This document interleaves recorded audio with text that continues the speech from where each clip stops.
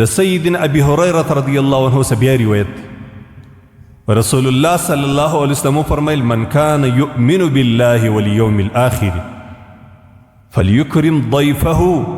هغه څوک چې پر الله ایمان لري او د آخرت په ورځ باندې ایمان لري هغه د خپل هغه کس عزت وکړي چې د سره میلمه د میلمه عزت کول پخوا زمانه کې دونه اثرتونه دونه نعمتونه دونه خوراکونه دونه استی نه وي زموږ په زمانه کې تقریبا دا کار ډېر اسانه دی د هر سړي په کور کې هم دیګ باندې د هر سړي په کور کې هم خدمت سوی د هر سړي په کور کې هر څه موجود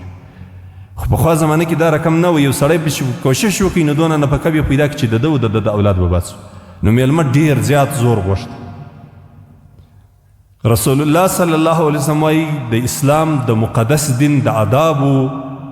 د مسلمانانو د اخلاقو سره د خویو سره بلکې د رسول الله صلی الله علیه وسلم د آدابو سره د رسول الله صلی الله علیه وسلم د سننو سره یو سنت دا دی میلمه پالنه میلمستیا کول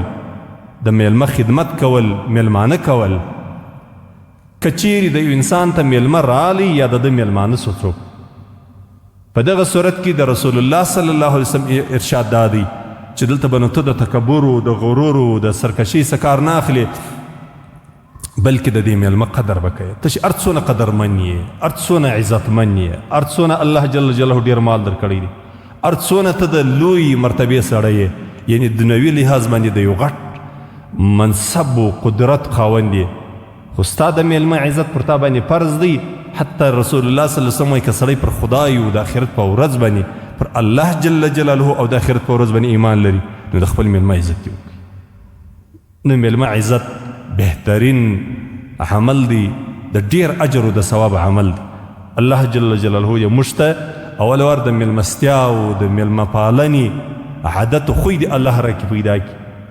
دا چې دا سړی ته په کال باندې په کور میلمه نه یې ورننوتلی دا نو اول ور د بخیل مرتبه یې دویم وار نو بیا د ابخل مرتبه یې بخیل دا یې چې دا میلمه نه کوي ابخل بیا دا یې چې د بل په میلمه یې نیت باید خپله خو چاته میلمستیا نه کوي د چا میلمستیا د کور ته خو میلمه نسي ورتللی خو ابخل بیا دا یې چې دا د بل میلمانه یې بدیز دا د بل په میلمه په ډوډۍ باندې هم نیت بدي الله جل جلاله دې موږ او تاسې له دغه رذیله او خبیثه صفت څخه وساتي ډېر بد خوی دی رسول الله صلی الله علیه وسلم به د دې ډېره پناه غوښت الله ته مو د بخالت څخه وساتي نو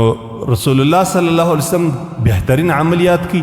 او بیا یې دا وویل که څوک پر الله او د آخرت په ورځ ایمان لري